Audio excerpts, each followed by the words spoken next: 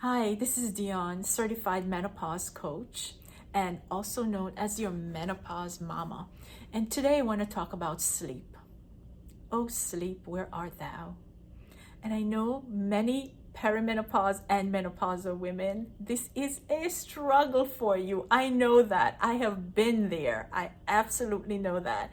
And when I coach women and I say, you have to make sure that you're getting adequate rest, and they look at me like, how can I get adequate rest when I cannot sleep at nights? I get it. I know. The hormonal changes that are happening during this phase can really throw your sleep off and cause insomnia. I know that. And so that's why we always work to try to fix those hormones first, get them in balance so that at least you can get some rest. And then also are the things that you can do. So in this video, I'm gonna talk a little bit about, I'm gonna get a little bit scary first, and then in the next video, we're gonna talk about some of the things that you can do to try to improve your sleep. But I wanted to just talk about the importance of sleep, right? You probably all know that already. Sleep is critically important to our overall health and well-being. When we rest, that's where the restoration takes place. That's when the repair takes place. That's when the detoxification of our bodies take place. So there's so many things that takes place when we are sleeping. So it's critically important. Now, want to talk about what are some of those risks that are associated with a lack of consistent sleep? And there are many, right? So I don't want to scare anybody, but I want, again, my mission, as I've said many times before, is to really arm you with information and educate you, so at least you will have a good idea of what is happening, or what the impact of some of these conditions can cause, right? So today I'm just going to go through some of the risk, and in the next video we're going to talk about what are some of the things that you can do to improve your sleep. So lack of consistent sleep can increase your risk for heart disease and stroke. And we know that for postmenopausal women, particularly, cardiovascular disease becomes much more prevalent, and the probability gets higher for us, for women who are postmenopausal. So if you add inadequate sleep to that, you also are increasing your risk even more of heart disease or stroke. The next one is obesity and metabolic syndrome. Now, inadequate sleep is associated sometimes with increased weight because of the stress, and your body's really not getting the chance to rest and release and do the work that it needs to do to recover.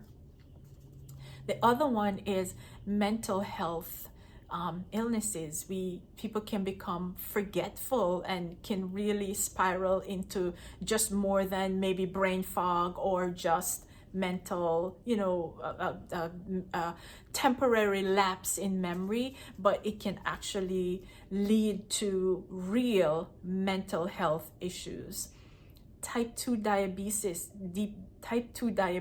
is also another condition that can result from inadequate sleep.